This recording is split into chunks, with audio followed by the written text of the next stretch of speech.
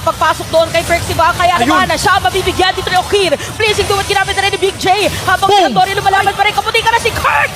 Pero may kita na is Coil. Unstoppable na si Big J at tutuloy-tuloy pa nga. Double kill na. Nako, napunta ata doon sa dulo ng... Pang crowd control din at pang-cancel na pwede nilang gamitin sa'yo kapag ka pumasok ka, saktong-sakto pa halos dun sa 4 o 5 miyembro. Ayun, oh. Pasok!